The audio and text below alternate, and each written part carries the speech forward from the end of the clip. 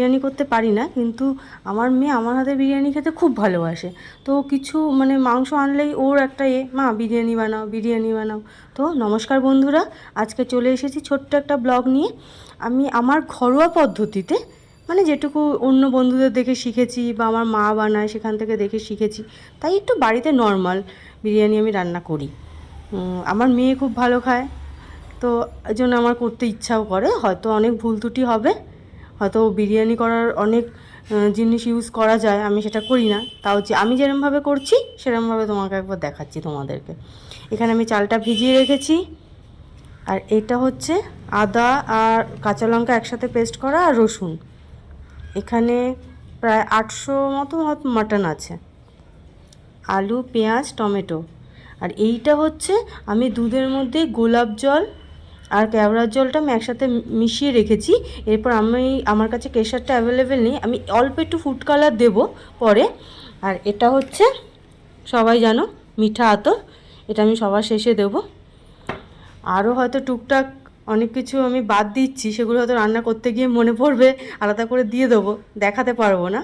তো আমি এবার বিরিয়ানিটা কীরকমভাবে বানাচ্ছি একবার দেখিয়ে দেবো। এই যে এখানে 1 কেজির মতো চাল আছে, আমি ধুয়ে ভালো করে 2-3 বার ধুয়ে এটাকে ভালো জলে ভিজিয়ে রেখেছি, তোমার ওই আধ ঘন্টা 45 মিনিট মতো। কিছুটা পেঁয়াজ আর যতটা কেটেছিলাম তার মধ্যে কিছুটা একটু বেরেস্তা মতো করে নিচ্ছি, করে রাখবো।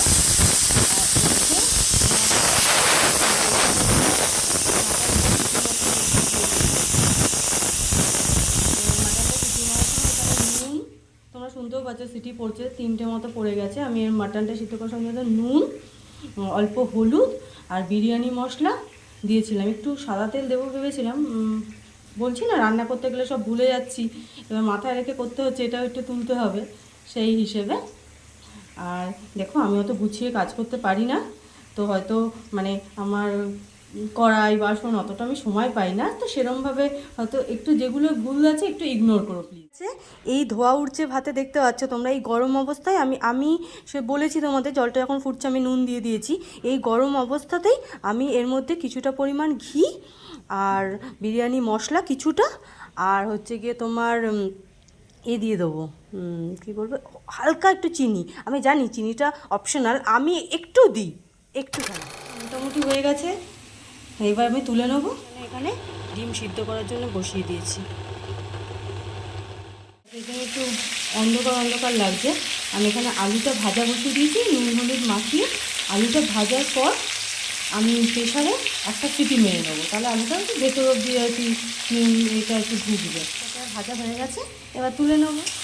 এর মধ্যে আদা রসুনের পেস্টটা আর টুকরো করে রাখা টমেটোটা আমি এর মধ্যে দিয়ে দিয়েছি। মশলাটা করতে খুব অন্ধকার আসছে ভিডিওটা, লোডশেডিংটা এমন হয়ে গেল না।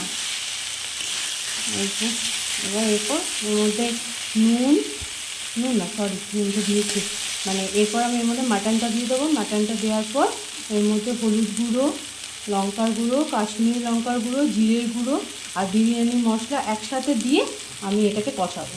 এই যে কারেন্ট চলে এসেছে,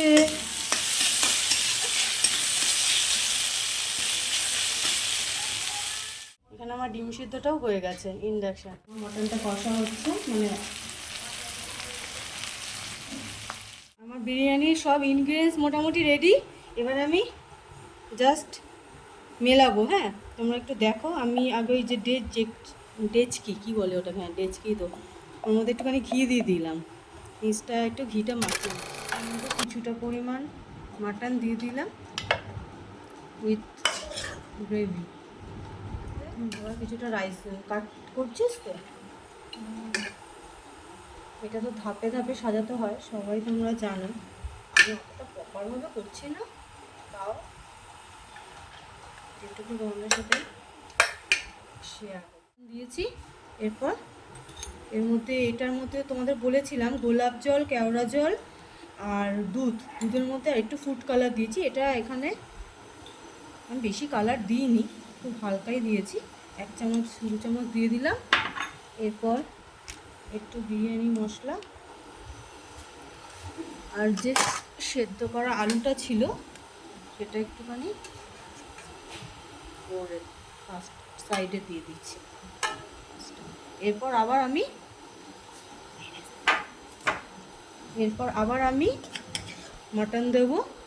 এইভাবে 2-3টে ধাপে আলু, ডিম আর আবার একটু জল, বিরিয়ানি মশলা আমি দিয়েছি, আর একটুখানি অল্প করে বেরেস্তাও দিলাম। এবারে পুরো মাটনটাই দিয়ে দেবো এর মধ্যে। আমার ফাইনাল রাইসটা দেওয়া হয়ে গেছে। এরপর গুনগুন বললো গ্রেভি তো ওপর দিয়ে দেওয়ার দরকার নেই, গুনগুন বললো উপর দিয়ে একটুখানি দিয়ে দাও, তাই আমি দিয়ে দিলাম। এবার এর মধ্যে এটা পুরোটাই দিয়ে দেবো।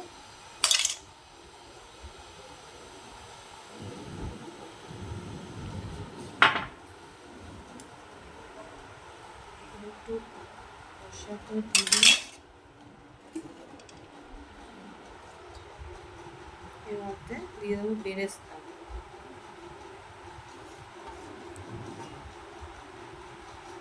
দেখতে খুব একটু বিরিয়ানি মশলা,